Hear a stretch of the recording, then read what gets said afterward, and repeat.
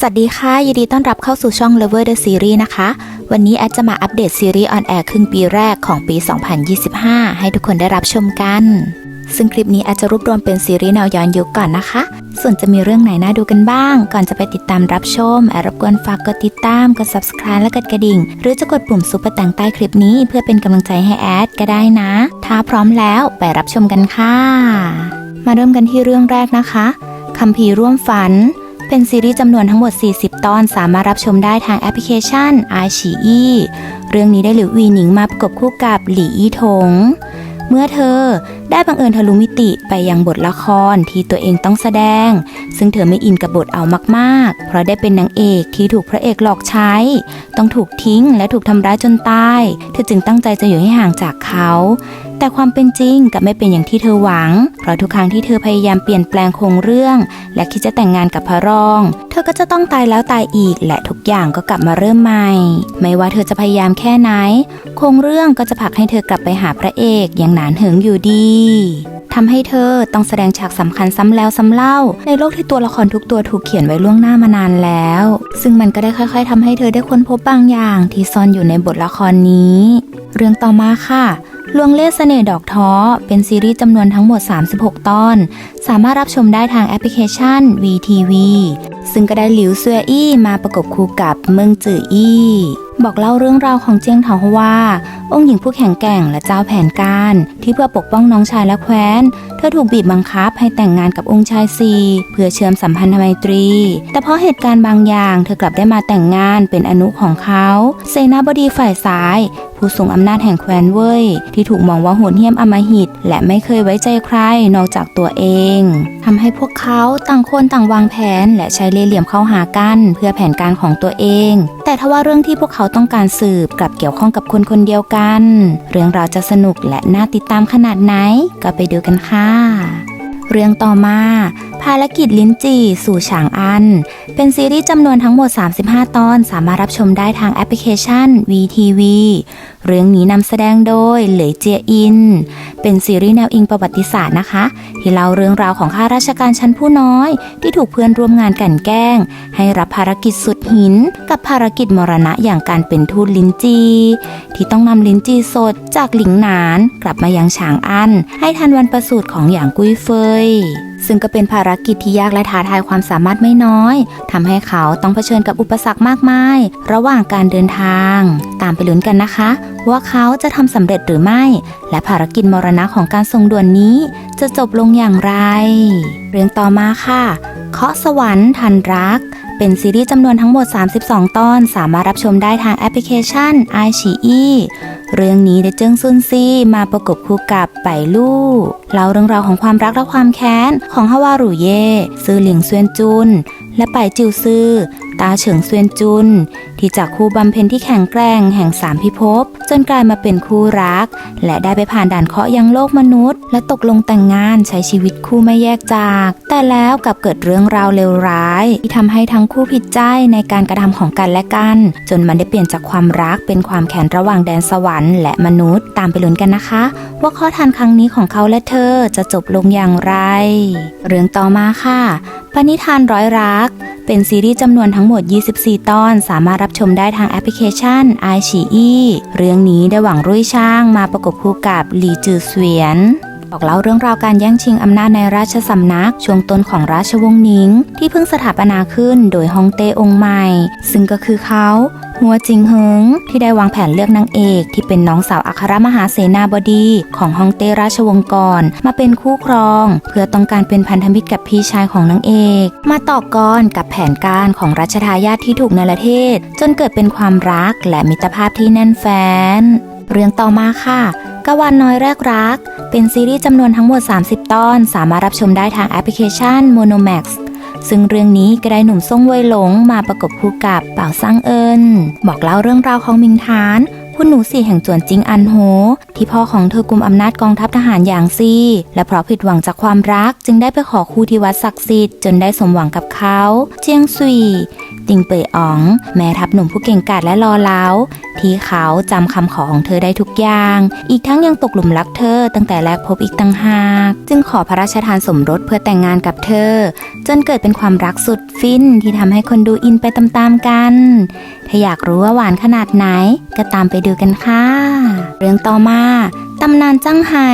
เป็นซีรีส์จำนวนทั้งหมด40ตอนสามารถรับชมได้ทางแอปพลิเคชันโยคูเรื่องนี้นำแสดงโดยเซียวจ้านและจางจิ้งอีเป็นซีรีส์ที่เล่าเรื่องราวการแก้แค้นชิงไหวชิงพริบที่ทำให้รู้ว่าการมีคนข้างกายดีมีชัยไปกว่าครึ่งไปดูกันค่ะว่าคนที่เขาไม่เก่งการต่อสู้จะเอาชนะศัตรูด้วยวิธีไหนเรื่องนี้เป็นซีรีส์ที่พระเอกเก่งรอบด้านยกเว้นการต่อสู้แต่ต้องมาแก้แค้นคนที่เก่งทางด้านการต่อสู้และมีอำนาจมหาศาลที่เข้าถึงตัวได้ไม่ง่ายตามไปลุ้นกันนะคะว่าเขาจะเอาชนะและทวงคืนความยุติธรรมกลับมาอย่างไรเรื่องนี้สนุกมากๆค่ะเรื่องต่อมาปรปักษ์จำนนเป็นซีรีส์จำนวนทั้งหมด36ตอนสามารถรับชมได้ทางแอปพลิเคชัน VTV เรื่องนี้ได้หลิวอีนิงมาประกบคู่กับซงจูเอ๋อเล่าเรื่องราวความแค้นของสหายสนิท2ตระกูลอย่างตระกูลเว่ยและตระกูลเฉียวเมื่อ14ปีก่อนที่แม้ตระกูลเฉียวจะรู้สึกผิดในใจแต่อีกฝ่ายกลับกลายเป็นความเครียดแค้นชั่วชีวิตและรอวันทวงคืนจนมาถึงรุ่นหลานซึ่งก็คือพระเอกแม่ทัพผู้เก่งกาจที่สามารถยึดแคว้นกลับมาได้ทำให้ตระกูลเฉียวเกรงกลัวจึงเสนอเรื่องการแต่งงานเพื่อเชื่อมสัมพันธไมตรีซึ่งคำสั่งเสียของปู่นางเอกก่อนที่จะจากไปก็คือให้นางเอกคืนนี้14ปีโดยให้การแต่งงานนี้ชดใช้คืนให้เขาอย่างจริงใจและต้องเปลี่ยนจากปรปักษ์ให้เขาจำนนต่อเธอให้ได้เพื่อมีชีวิตอยู่จึงจะสามารถปกป้องแคว้นและประชาชนได้ซึ่งนางเอกก็ไม่ทำให้ผิดหวังจำนวนไม่พอแถมข้างรักหนักมากตามไปดูกันค่ะว่าเธอใช้วิธีไหนมัดใจแม่ทัพสุดหล่ออย่างเขาให้จำนนต่อเธอได้เรื่องต่อมาเรือนรักป่าภัยเป็นซีรีส์จำนวนทั้งหมด36ตอนสามารถรับชมได้ทางแอปพลิเคชัน iQIYI ที่ได้พระเอกอย่างจางวินหลงมาประกบคู่กับหลิวซือซือบอกเล่าเรื่องราวของสถานการณ์ที่มนุษย์และปีศาจขัดแย้งกันโดยมีสิ่งหนึ่งที่เรียกว่าราตรีนิรันดร์คอยสร้างความเกลียดชังเพื่อให้โลกนี้เข้าสู่ความมืดมิดตลอดกาลทำให้2ตระกูลใหญ่อย่างตระกูลตงฟางหวายจูคุณหนูพุ่งมีอัคคีเทพที่แข็งแกร่งและเขาหวังเฉียนหงเย่ผู้มีวิชากระบี่อันเลื่องลือประมุขน้อยตระกูลหวังเฉียนซึ่งอีกตัวตนหนึ่งก็คือคุณชายหน้ากากพี่ใหญ่สังกัดกลุ่มหน้ากากและเหล่าศิษย์ร่วมสำนักที่มีอุดมการณ์เดียวกันหยุดยั้งราตรีนิรันดร์เพื่อให้มนุษย์และปีศาจอยู่ร่วมกันอย่างมีความสุขตามไปลุ้นกันนะคะว่าพวกเขาจะทำสำเร็จหรือไม่เรื่องนี้ขนทัพนักแสดงมาจัดหนักจัดเต็มมากๆเรื่องต่อมาค่ะราชบุตรเขยที่รักเป็นซีรีส์จำนวนทั้งหมด40ตอนสามารถรับชมได้ทาง VTV นะคะเรื่องนี้ได้หวังจือฉีมาประกบคู่กับหลิววี่เซียวเล่าเรื่องราวของลู่ช้างตัวตึงของการสอบจองหวนครั้งใหม่ทำให้เขาถูกหมายตาจากตระกูลต่างๆให้เป็นลูกเขยซึ่งหนึ่งในนั้นก็คือตระกูลของนางเอกบุตรสาวพ่อค้าผู้ร่ำรวยถึงขั้นวางยาพระเอกเพื่อให้แต่งงานกับลูกสาวทำให้เขาโกรธนางเอกหนักมากและไม่อยากเจอกันอีกแต่ทว่าต่อมาครอบครัวของนางเอกกลับถูกฆ่าอย่างมีเงื่อนงำพระเอกช่วยเธอให้รอดออกมาได้แต่กลับสูญเสียความทรงจำเขาจึงใช้ฐานะพี่ชายเพื่อปกป้องเธอจากการตามฆ่าต่อมานางเอกก็พยายามไขปริศนาตัวตนที่แท้จริงของตนเองรวมไปถึงเบื้องหลังการถูกสังหารของคนในตระกูลซึ่งก็มีเขาจองหัวคนใหม่ที่คอยปกป้องและสืบเรื่องการตายของตระกูลนางเอกอย่างลับๆจนทั้งคู่ค่อยๆเริ่มรู้หัวใจตัวเองใครที่ชอบซีรีส์แนวความรักสืบสวนไขคดีก็ตามไปดูคู่นี้กันเรื่องต่อมาค่ะล่าปีศาจพิฆาตรักเป็นซีรีส์จำนวนทั้งหมด36ตอนสามารถรับชมได้ทางแอปพลิเคชัน iQIYI เรื่องนี้ได้เหรินเจียรุนมาประกบคู่กับซงจูเอ๋อเล่าเรื่องราวของปั้นเซี่ยลูกสาวตระกูลเศรษฐีที่มีดวงตาพิเศษสามารถมองเห็นปีศาจได้แต่กลับถูกคนในตระกูลมองว่าเธอเป็นคนบ้าแต่หลังจากที่เธอได้พบกับเขาเสวียนเย่วนักล่าปีศาจผู้มีปมในใจเรื่องครอบครัวและการได้พบกับเขาก็ทำให้เธอได้รู้ว่าสิ่งที่เกิดขึ้นกับเธอนั้นเป็นเรื่องจริงอีกทั้งเขายังทำให้เธอได้เข้าใจในความชั่วดีของปีศาจรวมถึงการอยู่ร่วมกันระหว่างปีศาจและมนุษย์มากขึ้นนอกจากนี้ยังนำพาพวกเขาให้ค้นพบเรื่องราวที่ซ่อนอยู่ของกันและกันอีกด้วยเรื่องต่อมา ขณะหนึ่งชั่วนิดนิรันดร์เป็นซีรีส์จำนวนทั้งหมด36ตอนสามารถรับชมได้ทางแอปพลิเคชัน iQIYI เรื่องนี้ได้หลิวเซวยอี้มาประกบคู่กับถังเหยียนบอกเล่าเรื่องราวของผลกระทบจากสงครามระหว่าง3โลกที่เผ่าต่างๆเข็นฆ่ากันตายเหล่าทวยเทพหลับไหลบันไดสวรรค์ถูกทำลายทำให้เทพธิดาอูซ่วงรับภารกิจนำหัดซ้ายเทวะที่มีพลังเทียบเท่าเทพเจ้ากลับคืนแดนสวรรค์แต่มันกลับหลอมรวมเป็นหนึ่งเดียวกับร่างของเขาราชครูแห่งเผ่าจิ้งจอกหยวนจงและทางเดียวที่จะแย่งของวิเศษกลับคืนมาได้ก็คือต้องสังหารเขาเท่านั้นแต่ทว่าเขากลับเป็นคนที่เคยช่วยชีวิตเธอเอาไว้จึงต้องการตอบแทนเขาโดยการให้เขาได้ใช้ชีวิตอยู่อย่างมีความสุขจนสิ้นอายุไขแต่มันกลับไม่ง่ายอย่างที่คิดเพราะยังมีคนอีกมากมายต้องการที่จะกำจัดเขาตามไปลุ้นกันนะคะว่าบทสรุปของเรื่องราวระหว่างเขาและเธอจะจบลงอย่างไรเรื่องต่อมาสตรีเช่นข้าหาได้ยากยิ่งเป็นซีรีส์จำนวนทั้งหมด30ตอนสามารถรับชมได้ทางแอปพลิเคชัน VTV เรื่องนี้ได้สิ้นวินไลน์มาประกบคู่กับเฉินตูหลิงเล่าเรื่องราวของคุณหนู3สกุลจวงที่ถูกส่งออกไปจากจวนตั้งแต่เกิดเพราะถูกทำนายว่าเป็นหายนะของครอบครัวเธอเติบโตโดยการเลี้ยงดูจากสหายของพ่อในชนบทที่ห่างไกลด้วยความยากลำบากถูกทำร้ายทุบตีสารพัดอีกทั้งเขายังขายเธอเป็นนางคณิกาเธอจึงหาทางหนีกลับมาจวนสกุลจวงเพื่อเอาชีวิตรอดสำเร็จแต่การปรากฏตัวของเธอกลับเหมือนคนแปลกหน้าต่อกันและคู่มั่นก็ได้กลายเป็นพี่เขยทำให้เธอไม่ไว้ใจใครอีกต่อไปแต่ทว่าการปรากฏตัวของเขาฟูวินซีรองเจ้ากรมตุลาการแห่งศาลต้าหลีกลับต้องการให้เธอมาเป็นภรรยาพร้อมยื่นข้อเสนอสตรีผู้สูงศักดิ์อันดับ1แห่งเมืองหลวงเป็นข้อแลกเปลี่ยนเธอจึงจะใช้ฐานะนี้เพื่อหาความจริงเกี่ยวกับเรื่องราวในอดีตของเธอรวมไปถึงแผนการที่ซ่อนอยู่ของเขาไปลุ้นกันนะคะว่าเรื่องราวต่อจากนี้จะสนุกและเข้มข้นขนาดไหนเรื่องต่อมาซื่อจินหวนรักประดับใจเป็นซีรีส์จำนวนทั้งหมด40ตอนสามารถรับชมได้ทางแอปพลิเคชัน VTV เรื่องนี้ได้จางหวานอี้มาประกบคู่กับจิงเทียนบอกเล่าเรื่องราวของคุณหนูสี่เจียงหญิงสาวที่มีบาดแผลในใจจากการสูญเสียนับครั้งไม่ถ้วนทั้งคู่มั่นนอกใจพอมีรักครั้งใหม่ก็ถูกฆ่าตายด้วยน้ำมือของคนที่รักอย่างหวีชีแต่แล้วโชคชะตากลับให้โอกาสเธอได้กลับมามีชีวิตใหม่อีกครั้งซึ่งย้อนกลับไปตอนที่เธอถูกคู่มั่นผลักตกน้ำแต่ทว่าคนที่ช่วยเธอกลับเป็นเขาหวีชีคนรักในอดีตที่ฆ่าเธอดังนั้นครั้งนี้เธอจึงตัดสินใจถอนมั่นและพยายามทำทุกวิถีทางเพื่อเปลี่ยนชะตากรรมอันแสนเศร้าของตัวเองและคนในครอบครัวไม่ให้กลับไปจบแบบเดิมรวมถึงอยู่ให้ห่างจากคนที่ฆ่าเธออย่างเขาแต่มันกลับไม่เป็นอย่างที่เธอคิดเพราะเขากลับเข้าใกล้เธอเพราะเหตุผลบางอย่างและตกหลุมรักเธออีกครั้งตามไปลุ้นกันนะคะว่าการกลับมาพบกันของเขาและเธอในครั้งนี้จะจบลงอย่างไรเรื่องต่อมาเพียงฝันในยุทธภพเป็นซีรีส์จำนวนทั้งหมด24ตอนสามารถรับชมได้ทางแอปพลิเคชัน VTV เรื่องนี้ได้เกาเว่ยกวงมาประกบคู่กับเสวียนลู่เล่าเรื่องราวของหญิงสาวจากยุคปัจจุบันที่ได้ทะลุมิติไปยังโลกนิยายที่เธอเคยวิจารณ์ไว้ยับและได้พบกับพระเอกเจ้าแห่งภูผาผู้มีชื่อเสียงเรื่องลือที่เขาบังเอิญได้ช่วยเธอไว้จากการถูกลอบทำร้ายแต่ต่อมาเธอกลับพบว่าเขาคือคู่แต่งงานของตัวละครเดิมในนิยายซึ่งตอนนี้ก็คือเธอเมื่อการแต่งงานเพื่อภารกิจกลายเป็นการเดินทางที่ต้องเอาตัวรอดท่ามกลางความขัดแย้งในยุทธภพตามไปลุ้นกันนะคะว่าเรื่องราวต่อจากนี้ของเขาและเธอจะเป็นอย่างไรต่อไปเรื่องต่อมา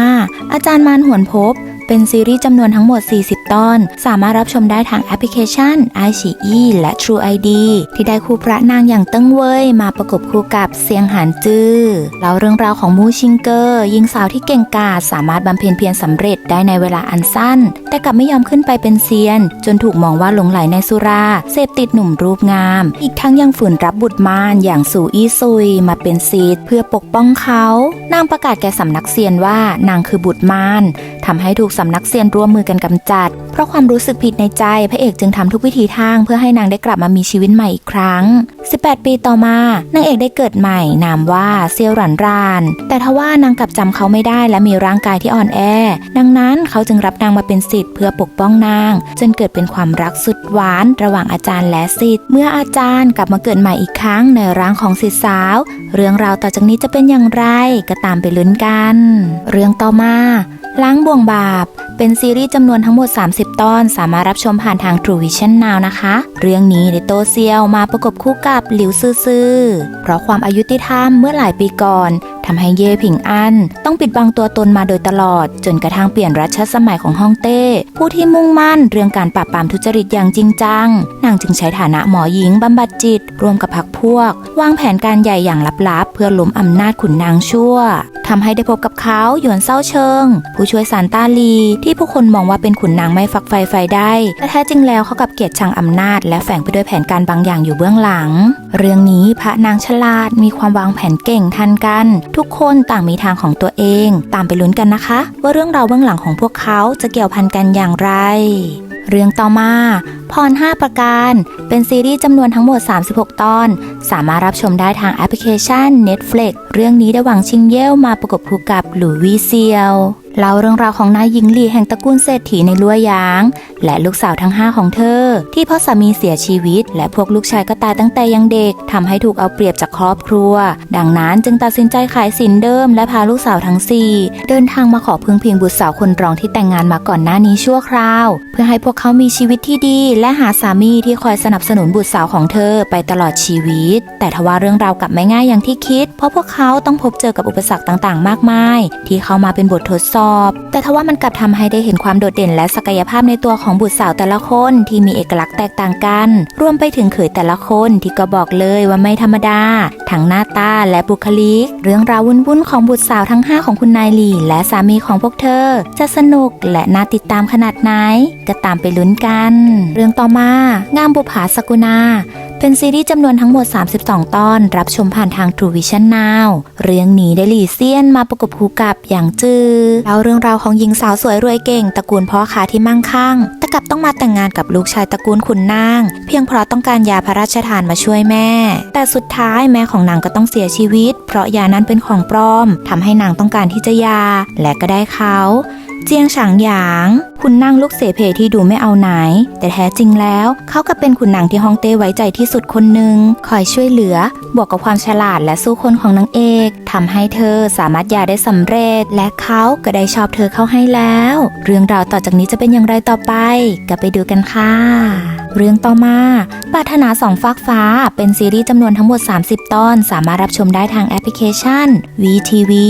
เรื่องนี้ได้ส่งเว่ยหลงมาประกบคู่กับแองเจล่าเบบี้เล่าเรื่องราวในช่วงของสถานการณ์ชายแดนวุ่นวายทำให้เกิดสงครามของเผ่าต่างๆจินชีหลัวบุตรสาวคนโตที่เก่งเรื่องหัวการค้าและด้านการคิดค้นอาวุธต่างๆผู้สืบทอดรอยช่างแห่งเยี่ยนนานที่ใช้สถานะบุตรชายคนโตมาตั้งแต่7 ขวบนามว่าจินเฟยฝานได้ออกตามหาชิ้นส่วนประกอบสำคัญของการทำอาวุธเพื่อปกป้องแคว้นทำให้เธอได้เจอกับเขาเสวียนเลี่ยแม่ทัพผู้เก่งกาจแห่งเผ่าเสวียนที่แอบสืบหาตัวจินเฟยฝานเพื่อต้องการรู้ความจริงเกี่ยวกับการตายของพ่อแม่ตัวเองแต่กลับไม่รู้ว่าคนที่ตามหาเป็นเธอที่ปลอมตัวเป็นชายดังนั้นเขาจึงเก็บเธอไว้ข้างกายเพื่อสืบหาความจริงแต่ต่อมาเขากลับถึงในความสามารถของเธอจนตกหลุมรักตามไปลุ้นกันนะคะว่าความรักท่ามกลางสงครามของเขาและเธอในครั้งนี้จะจบลงอย่างไรเรื่องต่อมาตำนานรักสวรรค์จันทราเป็นซีรีส์จำนวนทั้งหมด40ตอนสามารถรับชมได้ทางแอปพลิเคชัน iQIYI เรื่องนี้ได้อ่าวรุ่ยเผิงมาประกบคู่กับไปลู่เล่าเรื่องราวของไปซั่วบุตรสาวเจ้าเมืองที่ตอนเด็กได้รับการช่วยเหลือจากผู้มีพระคุณท่านหนึ่งซึ่งนางคิดมาโดยตลอดว่าเขาเป็นเซียนทำให้คลั่งไคล้ในการฝึกเซียนมาตั้งแต่นั้นเพราะเชื่อว่าหากบำเพ็ญเป็นเซียนก็จะมีชีวิตที่ยืนยาวและสามารถตอบแทนผู้มีพระคุณได้จึงตามหาคนที่สามารถจะแนะนำให้เข้าสำนักเซียนมาตลอดจนกระทั่งมาเจอกับเขาฟานเยลราชาปีศาจแห่งแดนอนันตการที่ปิดบังตัวตนมายังพิภพมนุษย์เพื่อรวบรวมอาวรณ์ทั้ง5รักษาอาการบาดเจ็บของเขาแต่ทว่ามันกลับเข้าไปอยู่ในร่างกายของนางและเขาก็ไม่สามารถนำมันออกมาได้จึงได้ทำข้อตกลงในการรวบรวมอาวรณ์ทั้ง5และมันก็ได้เริ่มนำพาพวกเขาให้ได้รู้เรื่องราวเมื่อ 60,000 ปีก่อนเรื่องสุดท้ายค่ะยามดอกท้อผลิบานเป็นซีรีส์จำนวนทั้งหมด40ตอนสามารถรับชมได้ทางแอปพลิเคชันโยคู Netflix และวิวซึ่งก็ได้คู่พระนางอย่างจางปินปินมาประกบคู่กับซุนเจินนีเป็นซีรีส์แนวเทพเซียนที่บอกเล่าเรื่องราวผลกระทบจากสงครามที่เกิดจากการแย่งชิงบุกฮุนตุ้น1 ใน 2ของอาวุธเวทบรรพการระหว่างเซียนมนุษย์และปีศาจที่ได้นำพาเขาประมุขน้อยแห่งแดนพิภพมนุษย์ที่เกิดมาพร้อมกับทวารทั้ง10และเธอธิดาเทพสาวสวยเซ็กซี่แห่งแดนอนันตการไปพบกับเรื่องราวที่มีความเกี่ยวพันกับ 10,000 ปีก่อนเรื่องนี้นางเอกรุกพระเอกหนักมากใครชอบซีรีส์แนวนี้ก็ไปดูกันค่ะไป เป็นยังไงกันบ้างคะสำหรับซีรีส์ครึ่งปีแรกที่แอนนำมาอัปเดตกันในวันนี้มีใครดูซีรีส์เรื่องไหนแล้วชอบอย่าลืมมาเม้นต์มาแชร์บอกกันบ้างนะคะหรือมีซีรีส์เรื่องอื่นนอกเหนือจากนี้อยากแนะนำก็มาเม้นต์กันได้นะสำหรับคลิปนี้หากผิดพลาดประการใดแอดก็ขออภัยไว้ด้วยนะอย่าลืมกดติดตามเพื่อเป็นกำลังใจให้แอดด้วยนะคะแล้วไว้เจอกันใหม่คลิปหน้าค่ะบ๊ายบาย